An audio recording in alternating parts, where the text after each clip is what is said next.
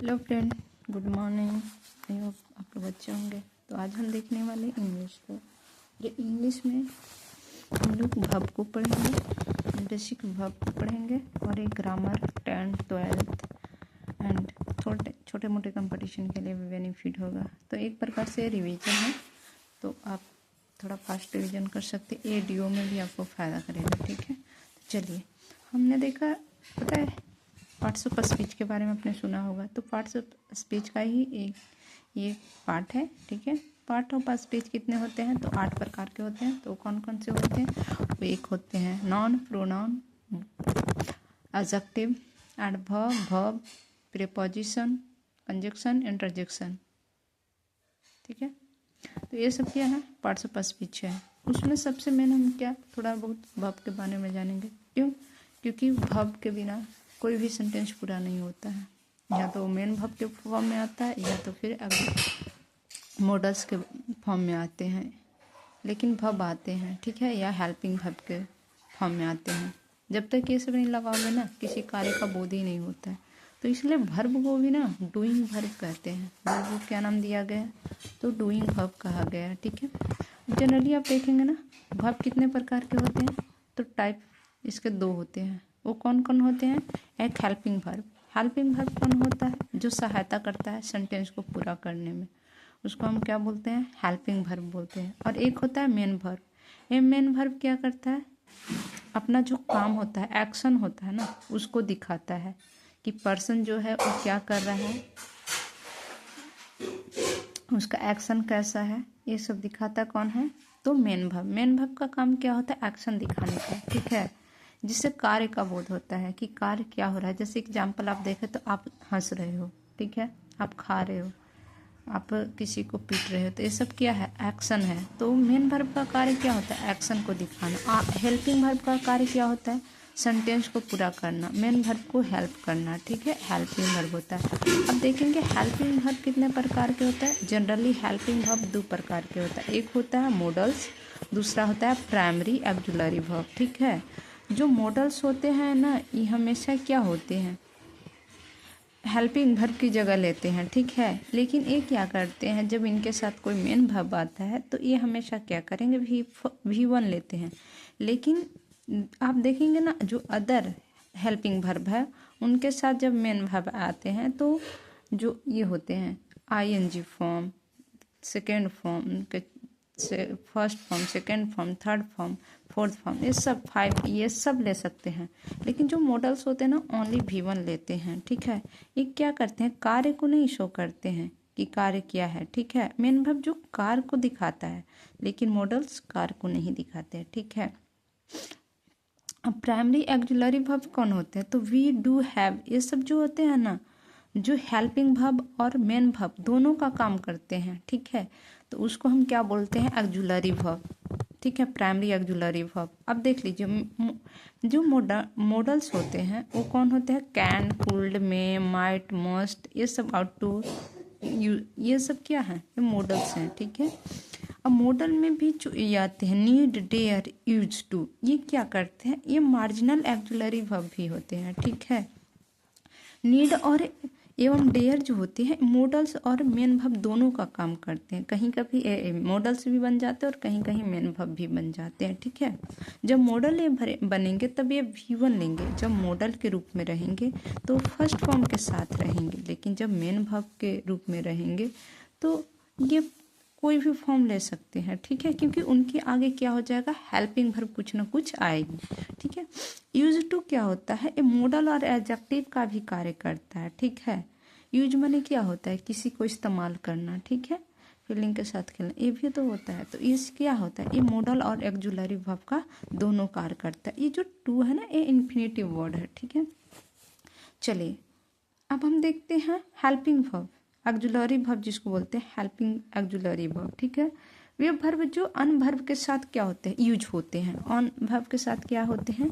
ये यूज होते हैं। तो इनको हम क्या बोलते हैं? ऑक्सिलरी, हेल्पिंग ऑक्सिलरी वर्ब बोलते हैं। ठीक है, कुछ भी, जैसे कि is, am, are, was, where, ये सब, डू, वी, हैज, हैव, ये सब क्या है, हेल्पिंग वर्ब है जो कि सेंटेंस को पूरा करने का कार्य करते हैं। तो आई होप आप लोग को समझ में आ गया होगा। तो आगे हम चलते हैं, ठीक है।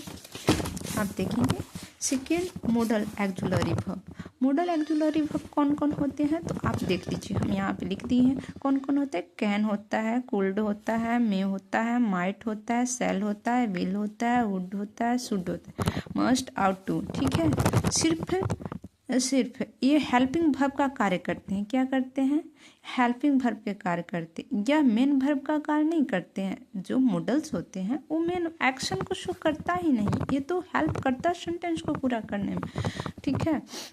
इसके साथ हमेशा कौन सा फॉर्म हमने बताया था, मेन वर्ब में जैसे कोई भी फॉर्म आ जाता है, ठीक है। लेकिन जो मॉडल एक्जुलरी वर्ब होते हैं उनके साथ सिर्फ और सिर्फ V1 आता है। जैसे कि ही कैन रन फास्ट, कह रहा है कि ही कैन, वह तेज दौड़ सकती है, मतलब कि कह रहा है कि वो दौड़ सकती है, ऐसा वो कर सकती है, ठीक है। और मार्जिनल एक्जुलरी वर्ब क्या कौन कौन होता है, मैंने आपको बताया था, यूज टू, नीड, डेयर। जो कि यूज टू है वो एडजेक्टिव और मॉडल दोनों का कार्य करता है। वहीं आप नीड और डेयर को देखते हैं तो ये मेन वर्ब का भी कार्य करते हैं। मेन वर्ब का जब कार्य करेंगे तो कोई भी फॉर्म ले सकते हैं, लेकिन जैसे ही मॉडल वर्ब का कार्य करेंगे, मॉडल मतलब हेल्पिंग, मॉडल हेल्पिंग वर्ब का काम करेंगे, तो ये क्या करेंगे, V1 सिर्फ लेंगे, ठीक है। जैसे कि I am use to sleeping late at night, ठीक है। अगला कहता है आई नीड यू, मतलब देखो यहाँ पे क्या होता है, यहाँ पे एक क्या है, हेल्पिंग वर्ब है, हेल्पिंग वर्ब के रूप में कार्य कर रहा है, ठीक है।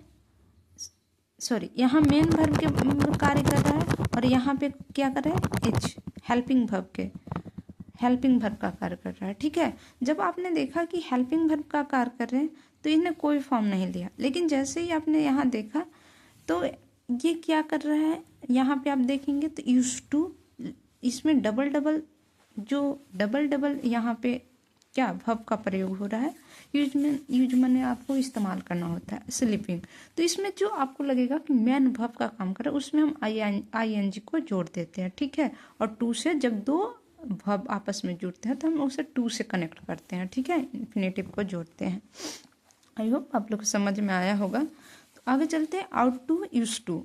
आप देखेंगे आउट टू और यू टू हमेशा क्या होता है, ये जो होता है ना हमेशा अपने साथ एक वर्ड लेके आता है। वो वर्ड कौन सा होता है, तो टू होता है। वो हमेशा अपने साथ टू लेगा, इसके बाद V1 लेगा, ठीक है।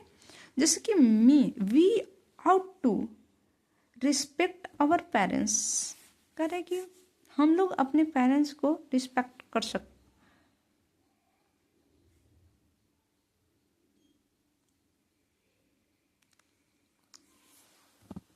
अगला है use of can and cooled. इसका मतलब क्या होता है,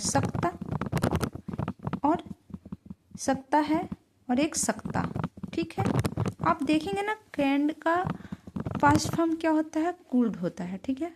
कैन का पास्ट फॉर्म कुल्ड होता है, ठीक है। तो आप देखेंगे कैन का हम यूज कहाँ करते हैं, अगला आप देखेंगे कि कैन का यूज कहाँ करते हैं।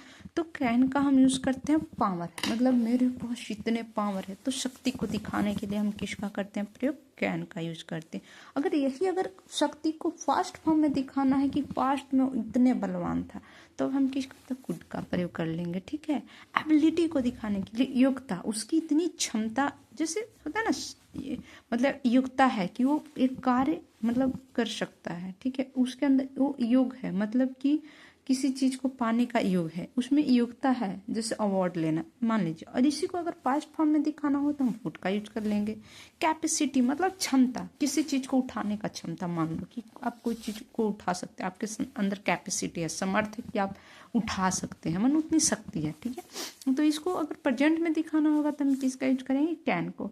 और अगर वही पास्ट में दिखाना हो तो कुड को हम यूज करेंगे, ठीक है। परमिशन, जैसे किसी चीज के लिए आप परमिशन मांगते हैं, ठीक है, तो उसके लिए हमको देने का इच्छा है कि नहीं इच्छा है वो मेरे ऊपर डिपेंड करता है, ठीक है। तो परमिशन देने के बहुत से, अगर पास्ट और प्रेजेंट में आप देखेंगे तो कैन का करेंगे, पास्ट में देखेंगे तो आप कुड को करेंगे।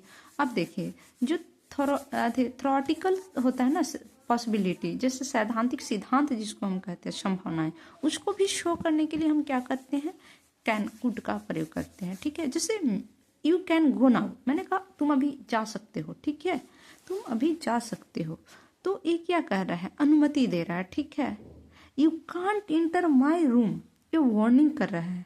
ठीक है, ये रोक रहा है। ठीक है, मेरे रूम में तुम प्रवेश नहीं कर सकते हो। ठीक है, तो ये भी क्या कर रहा है, अनुमति नहीं दे रहा है, इसका मतलब कि रोक रहा है। विदाउट परमिशन तुम इंटर नहीं कर सकते हो। कहता है every can make a mistake, प्रत्येक व्यक्ति से क्या होता है, मिस्टेक हो सकता है। ये क्या है, पॉसिबिलिटी है, ऐसा नहीं है कि नहीं होगा, एकदम सैद्धांतिक है कि हाँ होगा ही होगा। ठीक है, ऐसा कोई भी व्यक्ति नहीं है जिससे मतलब मिस्टेक कभी लाइफ में ना हो। तो आई होप आप लोग को अच्छा लगे तो लाइक और सब्सक्राइब कीजिए, फिर हम नेक्स्ट करते हैं। अब मैं शॉर्ट वीडियो ही दूंगी। ठीक है, अगर अच्छा लगेगा तो मेरे वीडियो को लाइक करिएगा, फॉलो कीजिएगा और मुझे सपोर्ट करिए ताकि मैं अच्छे से करूँ। आप मेरे साथ रिवीजन जीएस का भी कर सकते हैं और मैं बाय बुक से रिवीजन करवाऊंगी। ठीक है, तो आइए।